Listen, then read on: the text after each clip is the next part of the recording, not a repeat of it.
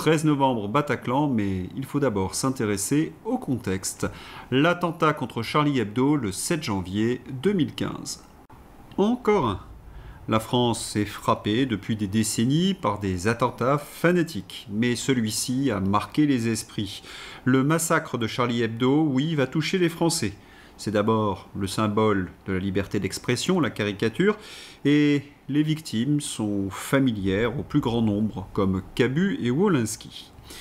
Réponse des autorités socialistes à ce massacre, vous n'aurez pas ma haine, les petites bougies et les manifestations. Dans quel contexte a eu lieu cet attentat? Souvenez-vous, Fabius, Al-Nosra, branche armée syrienne qui massacre les chrétiens d'Orient. Sur le terrain, ils font du bon boulot. Vous avez compris.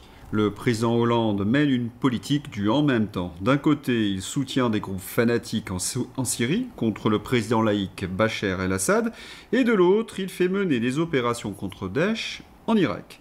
Ces interventions font monter les risques d'attentats en France. Aujourd'hui, nous continuons cette même politique avec Emmanuel Macron. Emmanuel Macron rencontre le président syrien Ahmed El-Shara au Brésil. Même à l'étranger, il nous fait honte. Cet individu est intimement lié aux monstres qui ont commis les massacres du Bataclan. Mais revenons à l'année 2015. Les risques d'attentats sont évidemment très élevés. Estrosi, le maire de Nice, affirme dans un interview que parmi les réfugiés de Syrie, d'Irak ou de Libye se trouvent des combattants fanatiques infiltrés. La presse aux ordres, celle qui recoupe les informations selon Macron et Nathalie Loiseau, lui répond « TF1 Info, non, les fanatiques de Daesh ne s'infiltrent pas parmi les migrants. » Ou encore ceci sur France Inter. Réfugiés, le fantasme de l'infiltration fanatique. Non, non, la presse ne reprend pas du tout les éléments de langage du pouvoir et des socialistes. Comme chacun sait, France Inter, ce sont des journalistes libres.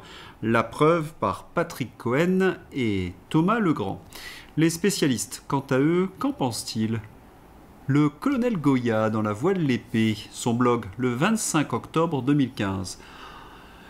Cette grande attaque, l'attentat qui va avoir lieu, sous la forme d'un commando venant de Libye ou de Syrie, éclatant en cellule autonome de massacre au cœur de Marseille, ou d'une équipe de snipers frappant les foules parisiennes une nuit du Nouvel An. Oui, colonel Goya, La Voix de l'Épée, le 25 octobre 2015. Non, non, le colonel Goyafi n'est pas Madame Irma, il n'a pas de boule de cristal. Il ne fait que reprendre les éléments que toute la communauté du renseignement français balançait auprès de ses relais. C'est-à-dire que la menace était imminente et qu'il s'agissait de quelque chose de très spectaculaire avec des petits commandos. Le mode opératoire était donc connu. Marc Trévédic, juge antiterroriste, avait lui aussi alerté l'opinion dans Paris Match le 30 septembre. Marc Trévédic a décrit une explosion inévitable d'attaques coordonnées de grande ampleur par l'État fanatique en raison de la surcharge des services et de l'afflux de combattants formés.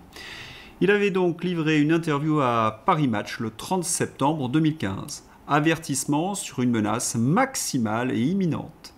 Trévédic alerte sur l'incapacité des services à contenir donc ces fanatiques. Il décrit une guerre qui commence à peine sur le sol français, avec des attaques de masse en préparation. Le niveau de risque est maximal, jamais atteint jusqu'alors. Le pire est devant nous. Les hommes fanatiques ont les moyens, l'argent et la faculté d'acquérir facilement autant d'armes qu'ils veulent et d'organiser des attaques de masse. Sur les infiltrés, il évoque avoir démantelé un réseau de fanatiques dangereux en 2014 qui visait à créer un commando de Dimera autonome, référence aux attentats de Toulouse en 2012, mais regrette le manque de ressources pour infiltrer plus largement. L'idée que nous soyons un jour confrontés à une ou plusieurs campagnes d'attentats majeurs ne peut être écartée. Sur la menace fanatique, le pire est devant nous. Dans la communauté du renseignement, on est donc en colère, on manque de moyens, d'hommes, on est submergé. C'est pour cela que Marc Trévédic essaie d'alerter les Français. La menace d'un attentat est imminente, on n'a pas les moyens à disposition. Cet avertissement sera-t-il écouté par le pouvoir socialiste? Bien sûr que non. La menace fanatique.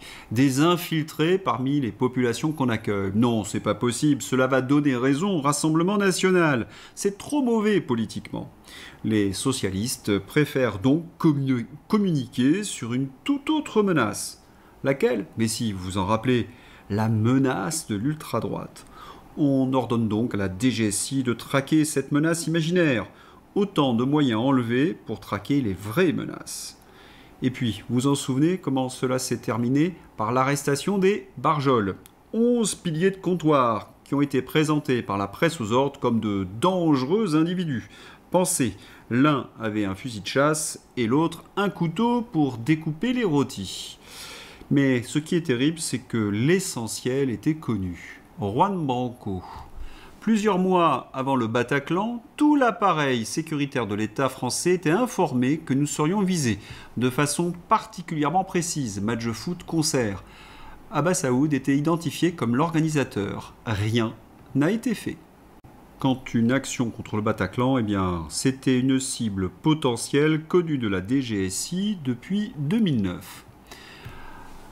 Abbas Aoud, après avoir traversé 8 pays européens, demeure en toute tranquillité en Belgique depuis 3 mois lorsque l'opération Bataclan va intervenir.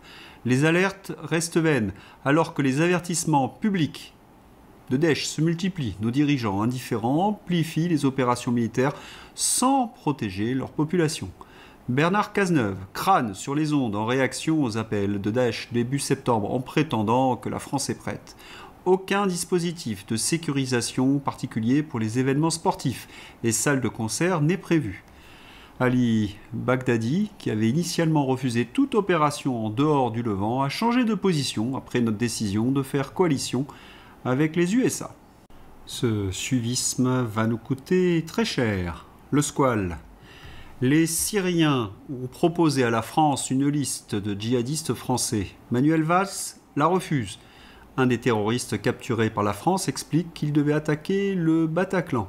Valls n'en a pas tenu compte. Bernard Squarcini, ex-patron de la DCRI, dit squal. Et il y a pire. Pour les militaires de Sentinelle au Bataclan, 8 soldats équipés étaient sur place, mais ont reçu un ordre de non-intervention immédiat du poste de crise préfecture, comme l'a confirmé Georges Fenech, président de la commission d'enquête parlementaire France Info le 8 juin 2018. Des plaintes pour non-assistance ont été déposées par des victimes. Le Monde, 8 juin 2018. Le Figaro, même date. Concernant la BAC, 2 policiers sont entrés, les premiers vers 21h56, et ont engagé le combat, malgré les risques, tuant un assaillant avant d'être neutralisés. Source fiable corrobore ces faits, sans preuve de refus pour la BAC. L'étrange décision de la préfecture de police va alimenter bien des théories. Si on les écoute, les militaires de Sentinelle, c'était essentiellement pour rassurer la population. Faire joli. Pas très sérieux, tout cela. Et pour éviter que l'on pose trop de questions sur leur responsabilité, attendez, regardez par là, c'est la faute de l'extrême droite.